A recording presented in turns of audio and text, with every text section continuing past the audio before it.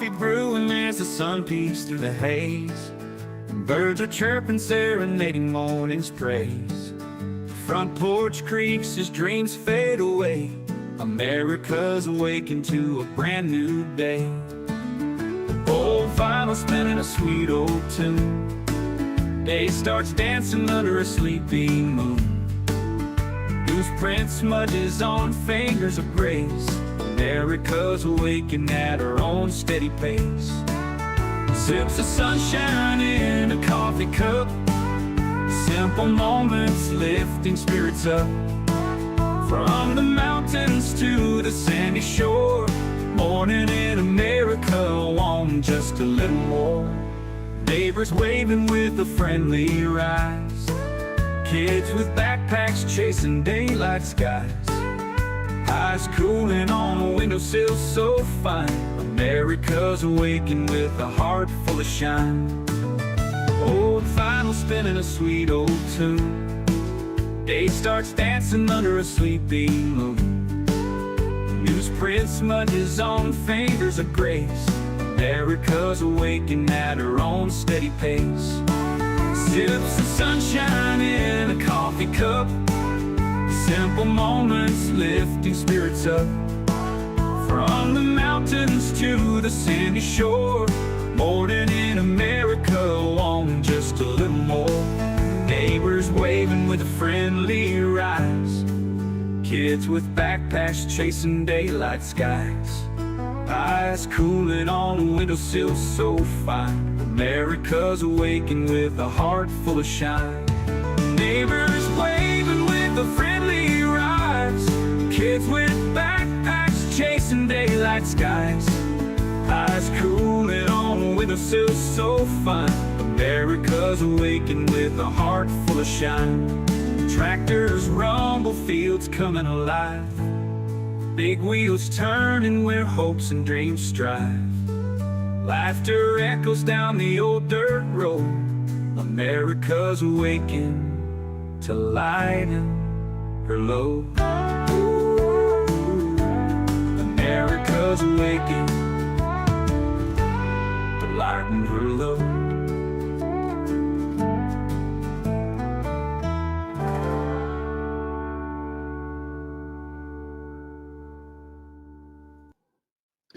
Hey, good morning.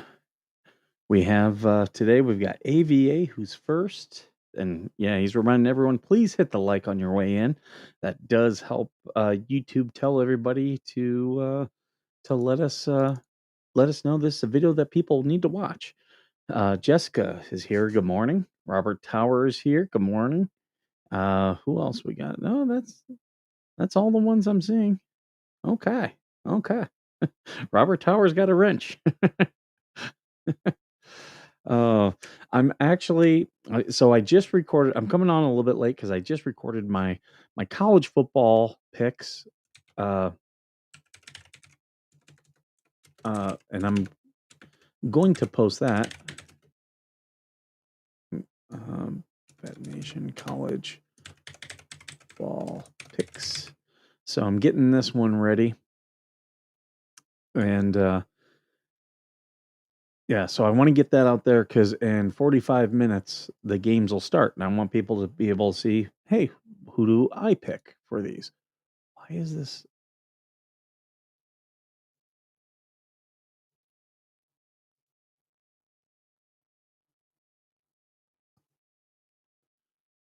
Oh, I know. Okay, I know why.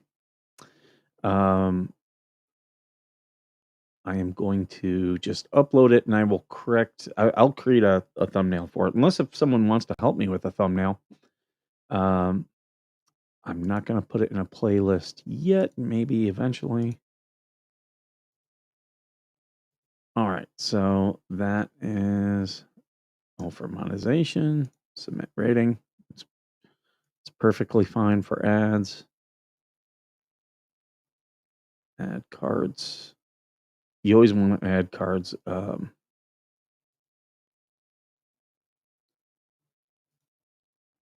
Video. Huh.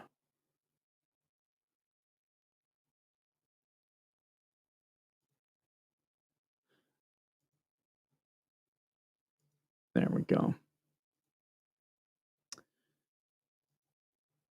There, now that can go public right now. There we go. So there, if you guys are interested in my college football picks, that is now going live. It'll take just a minute for that to upload, and I'll worry about a thumbnail later. Um,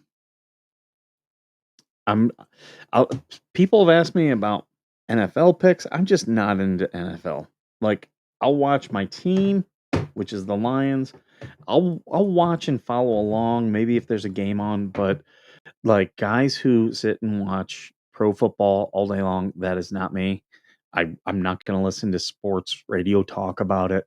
I enjoy college football way more, so I'll watch that. And this morning, I was woken up with DMs about the ecosystem. Um, so yes, if you've been in the ecosystem, there's been drama going on. Me and Coop talked about it. We had a couple people who just thought they could go in and say and do whatever, and they actually got put in timeout by Facebook um, because it was affecting the group's rating and could get the group taken down. We suspended them, and it wasn't like a big suspension. 24 hours, 24-hour suspension. And they then ran to other groups to talk shit. Well, guess what? It very quickly, when people started commenting, it very quickly kind of showed me, oh yeah, these are people who are now being stoked by other individuals who are ones that cause drama. People that we've talked about already here on this show. So I was I started in DM being like, "Oh, I know why you're saying these things. Like, I know who that person is, what they do, and if you're aligning with them, I know exactly what all you're about." And yeah, I didn't take it out of DM. The individual did. They took it and they posted it in the group. So I said, "Okay, well, if you're going to post in the group about this, I'm going to post in the group about this. Like, I will match the energy that people bring me." Um, I was perfectly fine for it to be just people saying some very direct things in DM, but yeah, you know, people want to take it out, they can. Jessica says she's not into football. Totally get it. That's why I decided. Last week I did it on the live. I did my picks on the live.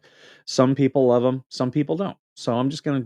I was like, you know what? I'm just gonna do them as a separate video. So those who are not interested, they don't have to. They don't have to sit through it. You can just skip right by it. Uh, and it also won't take up time here in the live. Um, but yeah, I had someone based upon what publicly happened yesterday. I had someone who's been a drama stirrer uh ever since we created the group. Like day one has just been in my DMs about decisions on the group, and this person, they're not a mod, they're just a user. And if as I've told people, if you don't like the decisions that we make, like good, bad, or whatever, the mods and the admins, we actually do talk about a lot of the things. The one thing I didn't want was rogue mods or rogue admins just banning people, just making unilateral decisions. I wanted the rules, and I wanted the mods to make a discussion on the rules. If someone attacks me, I will never ban them. They would have to cross so big of a line for me to ban them. What I do is I pass it off onto other mods. And most times those other mods come to me and they're like, "Do you want me to ban this person? Do you want me to do anything?" And most times I'm like, "Yeah, no." But this morning at 4:30, uh, I was being woken up by DMs, and I'm sorry. Even if I were on the East Coast, if it's 7:30 in the morning, don't start fucking DMing people at 7:30 in the morning. Like, I don't know who you think you are. I don't like you are literally affecting people's lives. And I told that person, and here's the other thing. What they wanted to tell me and talk about, oh, that was about someone who I've done videos about 6 months ago, and someone who that should there will never be any type of uh reconciliation with that person. I am done. That person is dead to me.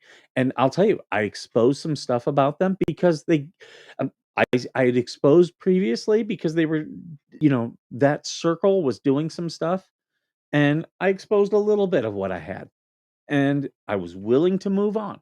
I was willing to move on. But this person, they want to be involved in every Otter Creek group, and they always want to be an admin. And guess what? As long as they are an admin of every group, I'm gonna like every time they're brought up, I will expose more and more. And if you think I don't have more about them, I do. And that's not a threat. That's a leave me the fuck alone. That's what that is. Leave me alone. Like I don't want to hear about what a nice person that person is. They're not. They're not, and you'll never convince me they are. Um, but this person wanted to come and tell me what I did was wrong. No, no. I, they were like, you dox them and that's wrong.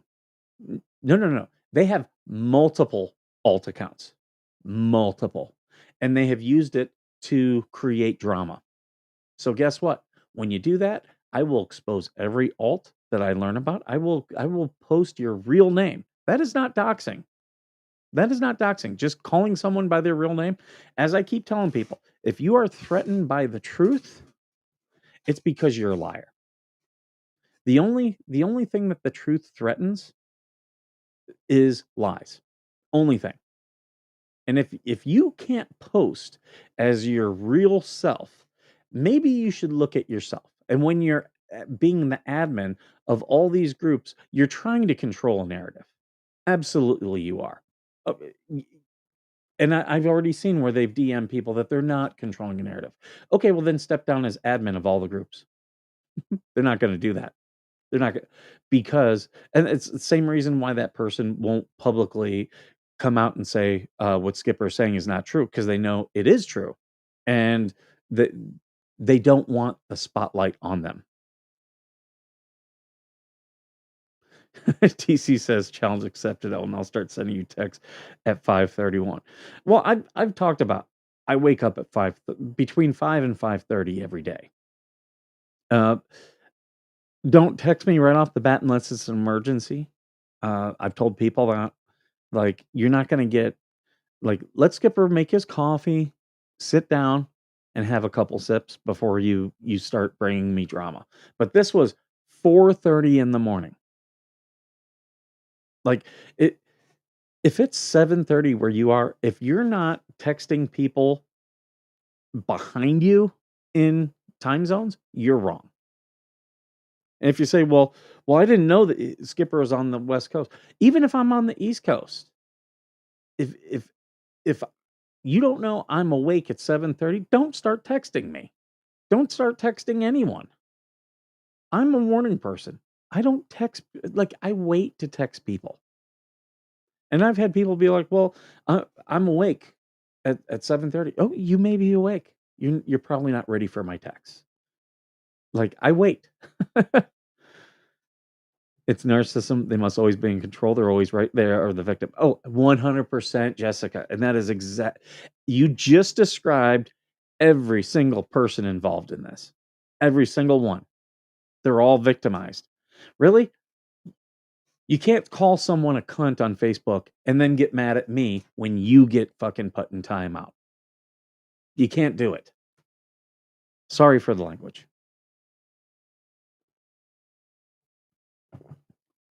No coffee today. I'm drinking orange juice. But yeah, like, and you think texting me at that you think texting me at 7:30 in the morning is going to make me at all receptive? Let's put the subject aside of the piece of shit that you're texting me about. You think texting me at 7:30 in the morning is going to make me receptive to whatever argument you're trying to make? No. No, no, no, no, no, no. Yeah. Yeah, they same individual texted Hellhound at 3:30 a.m. And well, my phone is silent too. But yeah, I've got a cat who thinks he should eat at 4:30. So he's already trying to, wake me up. But then when it's multiple things, trying to wake me up, it's like, fuck, okay, I'm up. What do you want? Oh, you want to talk to me about someone who uses alts to stir up drama? Yeah, no, no, not happening. Like, l- and it wouldn't help, but ever since day one, and I'll tell you, I want that person banned. I will not ban them because I am involved in this situation, but I want that person banned for breaking rule number 2. Like, rule number 2 is no bullying, no, be civil. That's not civil. That's not like, I don't need to talk to you about the stuff you want me to at, be, on your terms. No, you're bringing it to me. We'll discuss it on my terms. And yeah, it is. I've been told that person has autism. Autistic people, no, not to fucking text others at that early. Like, that will never work out for you, and it's not okay. It is not okay.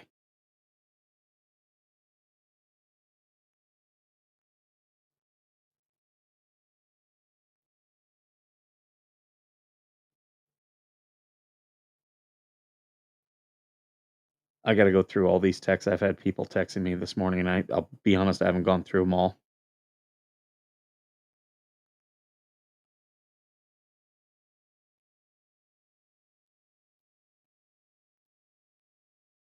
Yeah, see, all these people, rather than deal with any of this stuff openly or directly, like my DMs are open. The people who really want things done are going to other people's DMs and saying, "Mike needs to leave me out of this. Mike needs." No, no, no, no. Mike's right here. Mike is right here. If it were that individual DMing me at 4:30, I'd be like, "Okay, bitch, let's have this fucking conversation." But instead, they're getting other people to do it. That is the most passive aggressive shit. And that's exactly how this person works. 100%. They are so sneaky and fucking manipulative. Here, let's deal with this from a mental health aspect. That is called triangulation. Someone has I have a problem with someone, they have a problem with me.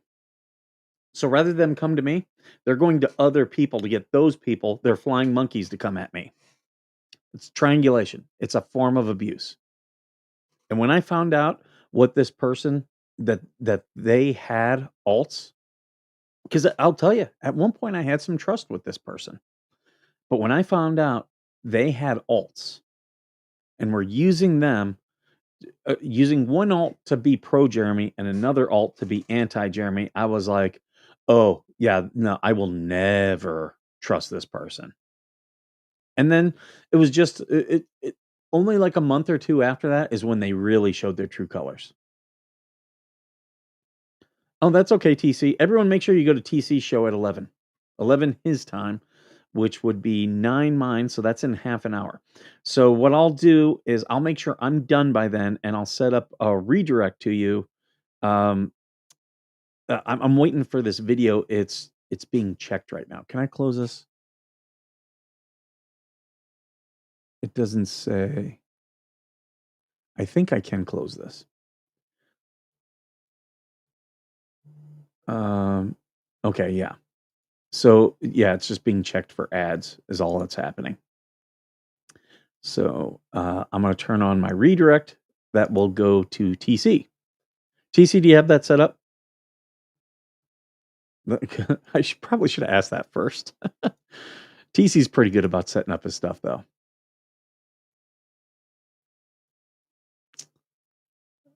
Okay.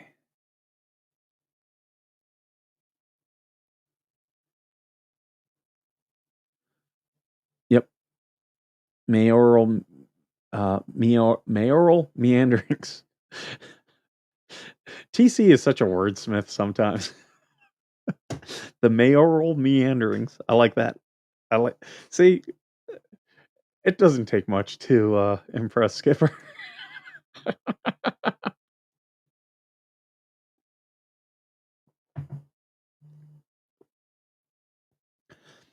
Right, Laura? Did they think there'd be no consequences? They made posts about me. I've showed them. I'll show them again if I need to, but they made posts about me, and they didn't think I would respond? Like and then they act, "Oh, Skipper's doing all this." No, no, you made posts about me.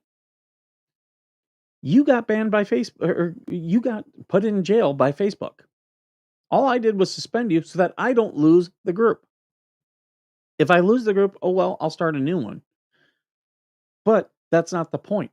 The point is that that group took hard work by multiple people to get set up and get it to where it is today. And we're trying to keep it a positive group. And we don't need your negativity. And we definitely don't need you going into other groups trying to start these fights. But when you do, don't get mad that there's a response. There's always a response.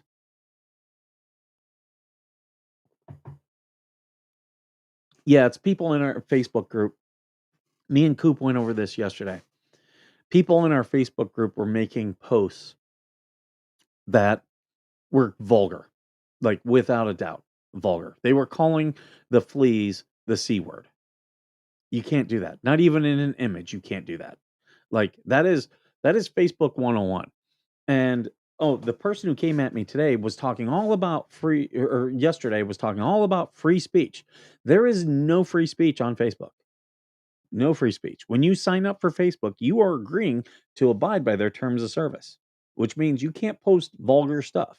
So yeah, there's no free speech. And they were, oh, Skipper can't get 50 people to watch. Did you look at yesterday's live? I had 500 views. Guess what? I do it early in the morning most days. That means people are not going to catch it live. I understand that. I do my videos in the middle of the day where I'd probably get 1,000 people? Yeah, absolutely I could. I could do all my videos about in-depth talk of Jeremy Hales and I'd get more views. Yeah, it's not who I want to be. Like I've done that. It's not my brand. It is not my brand. I my brand is other stuff. I'll do a little bit of Jeremy Hales. There's a reason I stopped reading the motions on my channel, and I've talked about that. But you know, there are some things I do to get views. There's some things I'm not willing to do. And you know what? I'm willing to do a show drinking my coffee early in the morning because I would much rather do the show that I want to do and have less views than do a show that other people think I should do for just to chase the views. Because here's the thing, all these people chasing the views, they're gonna run out. Like people like Megan and Tug, they get more than enough views. They're to the point now where if they get 3,000 people in every live, 2 to 3,000 people, so they could talk privately about anything and get that. I don't have that luxury. Most of the people talking about this, me, Shizzy, Just Jay, Coop, Georgie, we don't have that big of a following. So, you know, if we want views, we have to tailor the content to get those views. There's certain things I don't want my brand to be that. I don't. I've done stuff and I will continue to do stuff. Like I've rebroadcast um the Otter Creek town hall meetings. I will happily rebroadcast any town hall meetings, any city council meetings. I will rebroadcast. I'm like, I want that to be way more my brand than any of the drama. Um, I'm I blew up because I brought Bruce on the show. I was wanting to have a legitimate conversation with him. He lost his mind. Nothing I could do about that. That was all him and his choice. I did see Shizzy video in Lynette's bankruptcy lawyer sanctions hearing. He is the lawyer Lynette deserves. Oh yeah, we talked about that on Coop Show yesterday. And credit to Susie.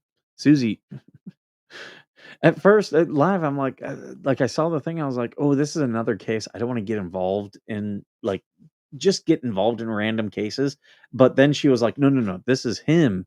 And I was like, "Oh, okay. Yeah, then I definitely wanna read it." So me and Coop read that, and you can go on Coop's channel and watch that, and that was really interesting. There was a lot of what was interesting is what was said and what's not said. And that's what people, all these people want to ask all these questions. And, I get it. There's a lot of what ifs about court. And that's why I say don't get emotionally involved. Court's already emotional. Don't get emotionally involved on the judge isn't doing this and Randy needs to do this and how can Bruce get away with it like that? Don't get that involved. This will all be worked out. Like that's the thing. That's why when I was involved in stuff, I was like, no, there needs to be investigation. There needs to be hearings on this. Because once you do that, there's findings of fact.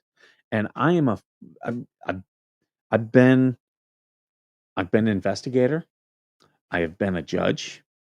I've been the jury in the military. Guess what? As an officer, there were times I did special court martials where I was judge, jury, execution, all that. There were limits as to what I could do, but I could do stuff. And I'll tell you, it's a very humbling experience, very humbling. Um, and there's always a lot of emotion with that. And I would recommend everyone don't get too involved with the emotion because when you get the findings of fact, I'm a firm believer that the facts will speak for themselves every single time. And I have yet to see a case where that is not true. I really have. Uh, you will find when you find wrongdoing happening in the courts, what you have is where the court, the judge in the case, is limiting. And TC is a prime example of this. TC was brought in as a hostile witness against a friend of his and was told, "You can't say these things on the stand." Are you kidding me? That's when courts become corrupt because things can be kept out.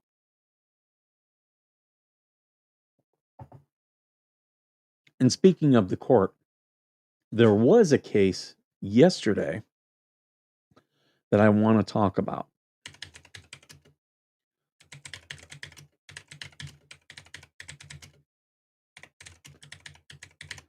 Because I read this yesterday. I got to find. It's on one of these cases with Trump, and the if I can find the opinion, the Ninth Circuit three judge panel at the appeals court rejected the injunction that was stopping the Oregon National Guard from coming to Portland, and the decision on it was a great decision, and it had a lot of historical analogs that I think are incredibly important. So yeah, I do have it up now. So let me share this.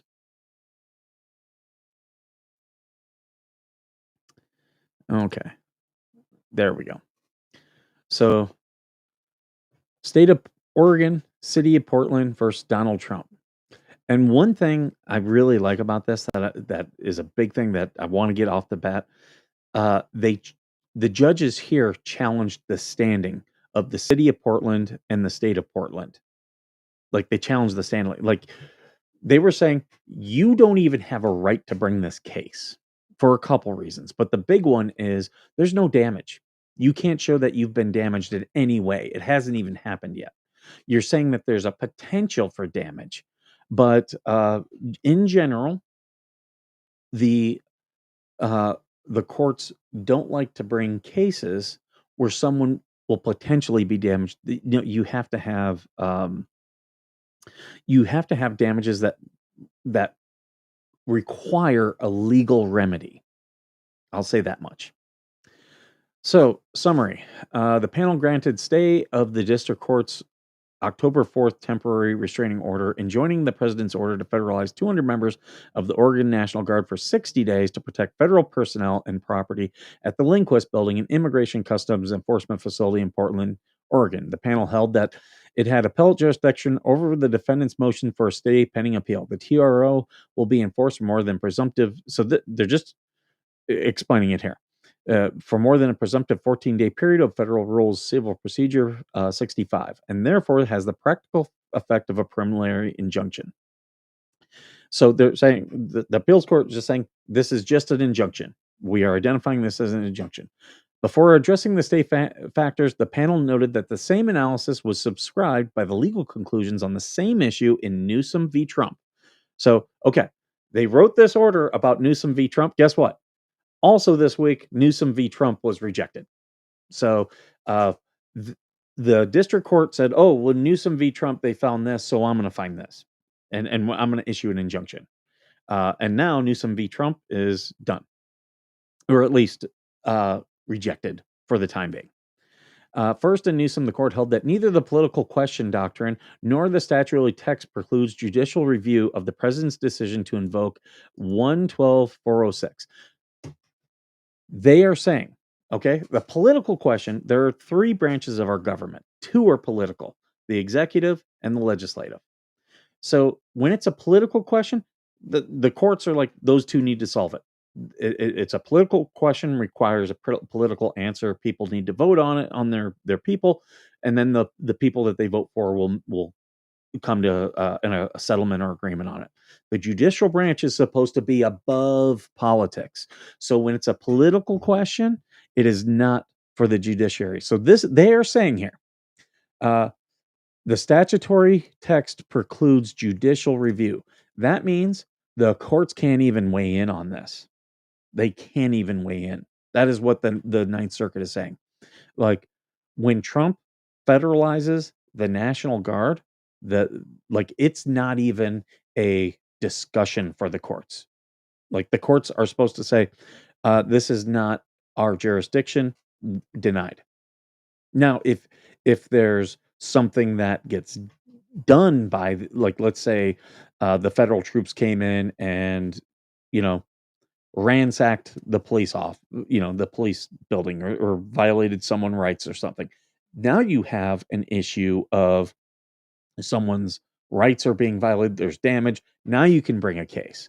But as far as the president saying, hey, I am within my authorities, I'm going to nationalize the National Guard, that is not up for the it's not up for the courts to decide whether the Trump or whether any president is correct on that or not.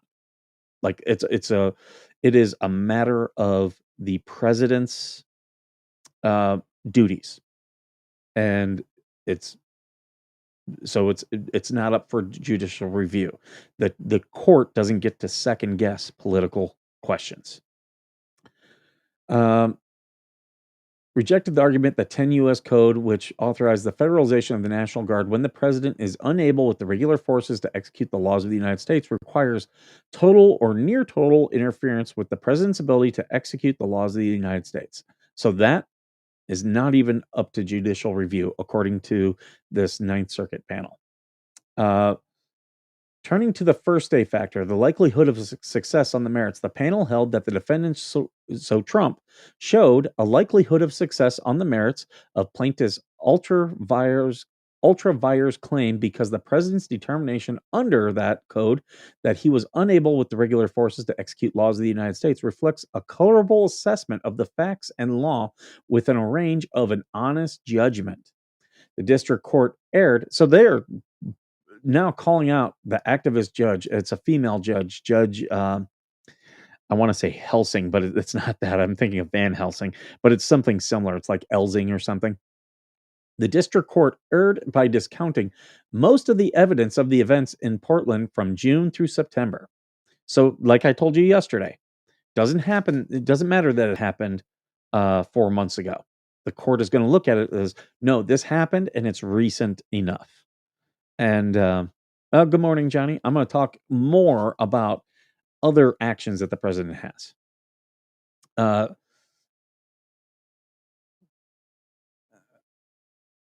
and concluding that a surge deployment of Federal Protective Service and HSI Special Response Team officers established that the regular forces were able to execute the laws of the United States. The panel held that because defendants are likely to establish that the president lawfully federalized the National Guard as Congress authorized in that code, defendants are also likely to succeed on the plaintiff's 10th Amendment claim. The panel held that the plaintiff's arguments on remaining stay factors, whether the applicant will be irreparably injured absent a stay, whether a stay will be would substantially injure the other parties, and where the public interest lies. So we're talking about a balancing test here. When it says public interesting, you're going to balance the rights of some against the rights of others, and the court will determine balance. The court does that in many different avenues. Rise and fall their arguments on the merits. Because the panel concluded that the defendants are likely to succeed on the merits by establishing that the president lawfully invoked that rule, plaintiff's argument on the other factors fail. So the district court said, said, I believe the president's wrong. So, that's going to weigh heavily in the factors. This panel at the appeals court said, you don't get to decide that. So now because you remove that, the balance goes the other way, is what they're saying here. Concurring Judge R. Nelson wrote separately to emphasize 4 points. One, under current Supreme Court, and this is really where it gets to be good. Under current Supreme Court precedent, presidential determination under that code are not reviewable by federal courts. This is going to be the path to, you realize this is probably going to be when it gets to Chicago and it goes up to, I believe that's the Fifth Circuit Court of Appeals. We're going to have a diversity of opinion by two different appeals courts, which means the Supreme Court is going to have to take this up. And now the Supreme Court's going to narrow their decision. They're going to say, to this factor alone, can this be reviewed by the courts? This court is giving them a very clear path to say, no, this is not reviewable.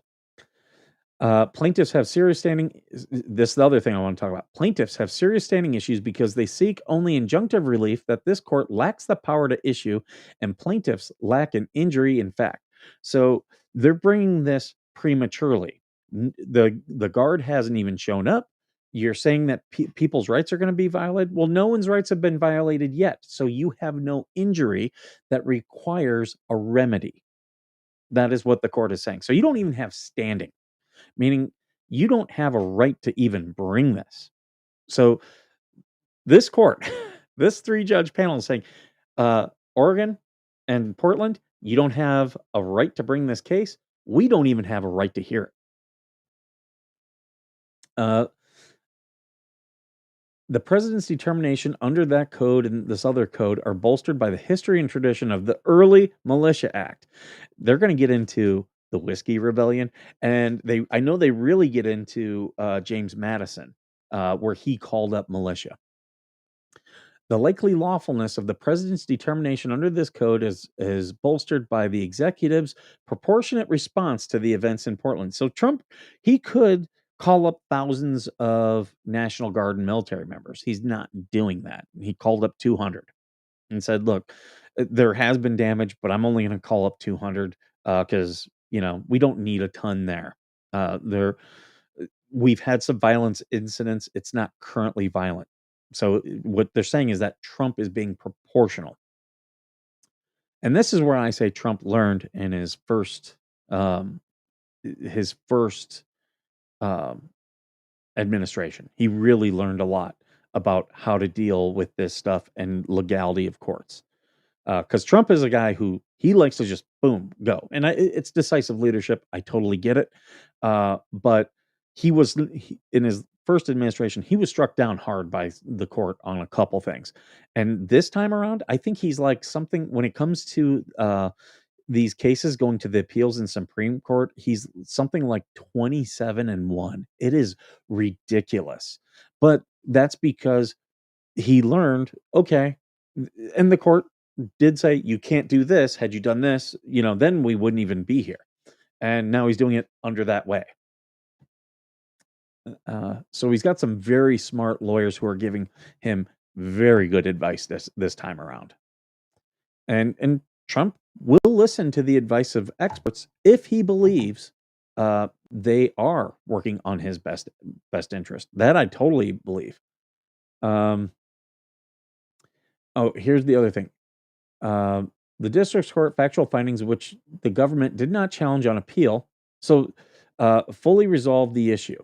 So the government, like, they were bringing up all these things. The government's like, we're not even gonna touch on that because we think we're right on it, but we're not even going to get into that. We're going to focus on these things here on this injunction that that this is completely unlawful.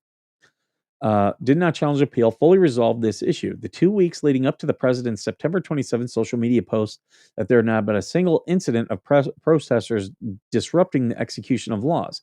Even assuming events occurring weeks or months before invocation of the statute were relevant, the facts do not come near to justifying the conclusion that the president was unable on 27 September to execute the laws. And whatever staffing problems the government faced on 27 September, the record provides no support for the proposition that of a staffing challenge amounted to an inability to execute the laws.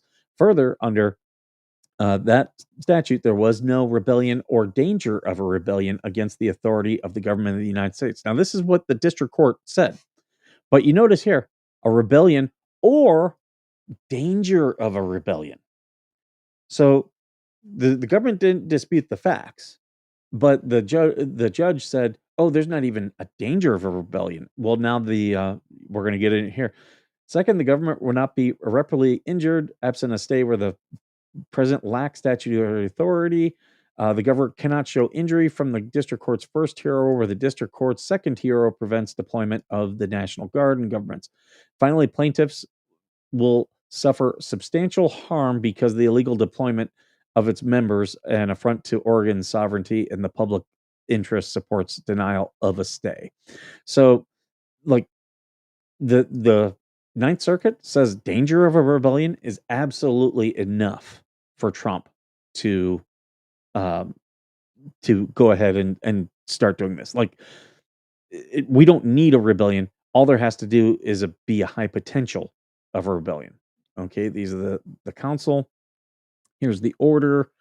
Um, they struck down the injunction, or essentially the temporary restraining order.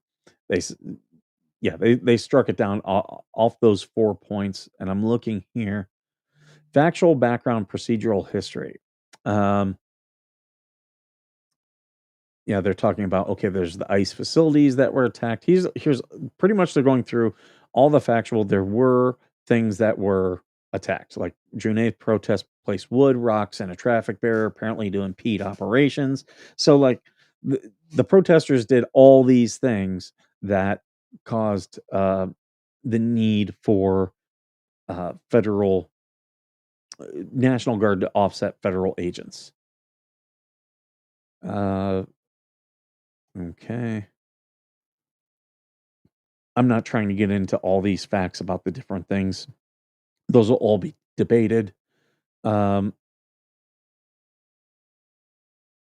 on September 26th, after more than 3 months of disturbances at a NICE facility, DHS sent a memorandum to the DoD requesting immediate and substantial subsistence assistance to safeguard federal personnel facilities operations in the state of Oregon. So they went and they did things. There's a process of doing things. They went through and they did that. Um, okay, yeah, there's the TRO. Yeah, so right here, binding effect of the Newsom decision, which has been overturned. Uh, Here, the court goes through and says, "Look, that's not binding." Like, uh, a judge, pretty much what they say is a judge can, uh, when you are starting a case and you're asking for a temporary restraining order or an injunction, that's a procedural thing that happens at the very early stage. And guess what? Judges can later on decide, hey, now that we've reviewed the facts and established what is actually facts, I now find that inappropriate. I'm going to take away the temporary restraining order. Judges can do that all day. And what the Ninth Circuit Court is saying, well, if judges can do that, why can't the appeals court do that? That's what they say in this section here. It's not binding. One panel within this court saying, "Well, we find this," doesn't mean that this three-judge panel is bound, and because they'll get overruled. And that's exactly what happened in Newsom. The Ninth Circuit Court three-judge panel overruled the Newsom case, and then Newsom asked for it to go en banc and this week it was struck down. And they said no, the three-judge panel was correct. So the Newsom case, they did not get an injunction. And that goes right here to state that there is the likelihood. Now, here's the section of the code. The president authorizes the federal to federalize the National Guard in the circumstances provided. The first one, the United States or its Commonwealth of possessions is invaded or in danger of invasion by a foreign nation. Does not apply. Two, there is a rebellion or danger of a rebellion against the authority of the United States of the government. A rebellion against the authority. So if you are doing things to hinder the federal government, this paragraph absolutely applies.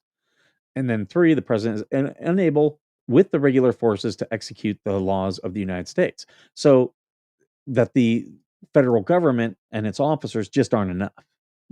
So these two paragraphs are where they're saying no, the president is absolutely justified, and they're also saying this is a political question, not a legal question. So this is not reviewable by the courts. I'm looking. I want to get into the real history stuff because this goes back a long time. Like I mentioned, the Whiskey Rebellion. I hope I didn't pass it. I might have to search because I read this yesterday because these are all like about the facts of the case, which the facts of the case will come out if it goes to trial. Blah,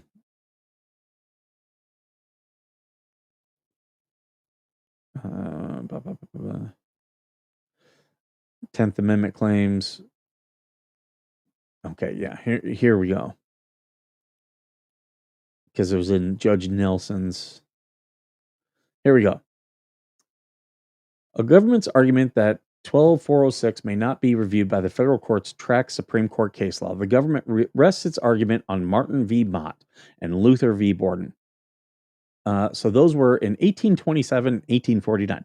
We're going all the way back to 1827 for this question.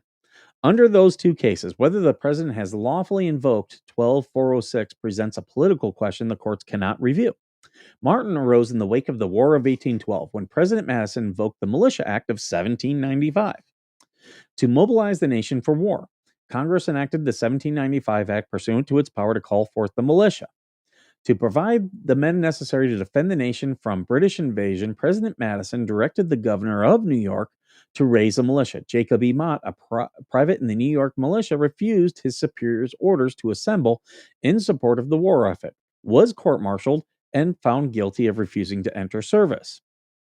Mott then appealed, and the Supreme Court of Judicature of the state of New York granted him relief. Meaning, okay, so he was found guilty at court martial. He appealed it. It went up to the appeals court in New York, and they said, "Yep, you should not have been court-martialed." They set aside the judgment. It concluded that President Madison had not properly adjudged that there was an invasion or imminent danger of invasion. Again, this was before the War of 1812. He said, "Hey, I need the militia because it looks like they're going to invade. Be ready." And this guy said no, and he was court-martialed. And now the New York Appeals Court, back in 1827, said, "Yeah, we didn't even know if there was going to be an invasion."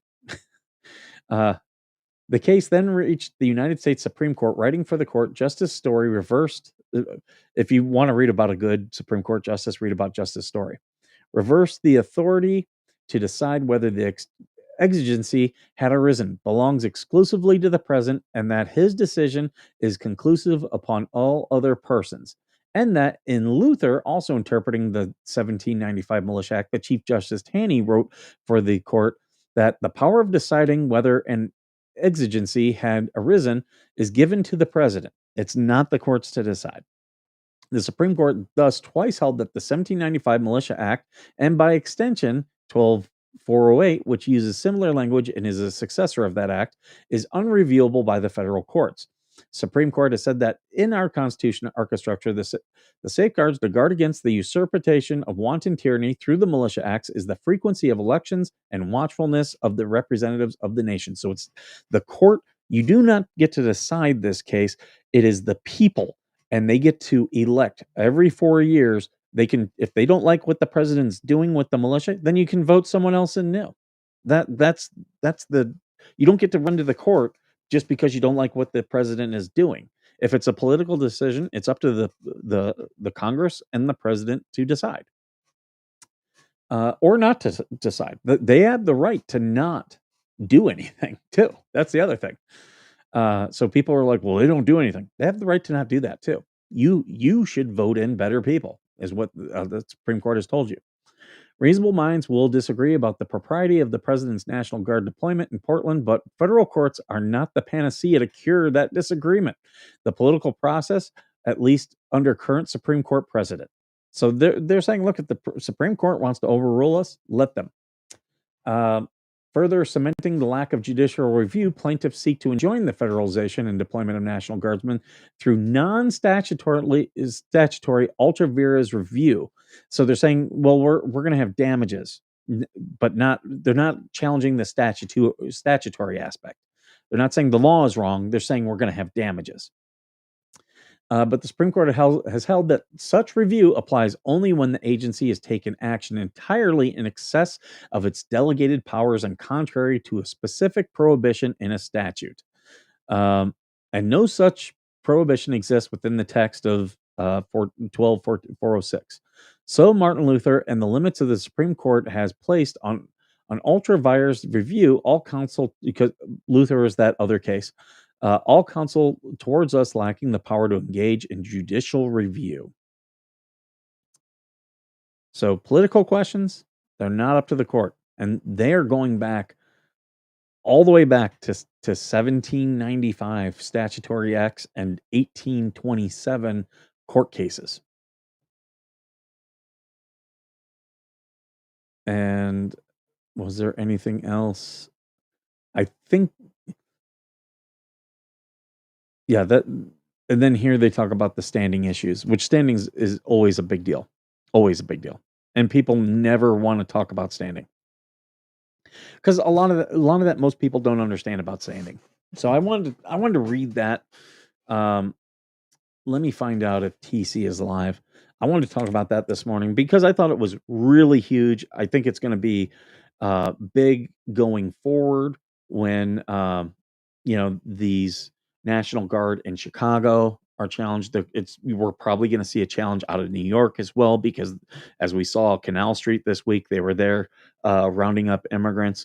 So I think this is going to keep going, and I think that I think we're going to see Trump be successful, and I think we're going to see the Supreme Court come in and say, yeah, no, you can't.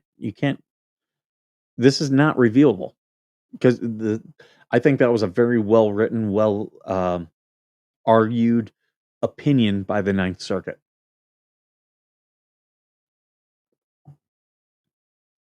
Funny, because the Ninth Circuit used to not be that well argued. They used to do a lot of judiciary tricks, and it wasn't that long ago. Yeah, as recently as 10 years ago, they were playing tricks. All right, I see TC's live. So I'm going to go ahead and end this, and we're going to go over there. Everyone, stick around, watch TC, because he'll be talking about some interesting stuff. I'll be over there watching him. Thank you for all of your questions, comments, concerns. If you want to know my college football picks, those are live on the channel. Check those out. And as always, thank you for being worth serving.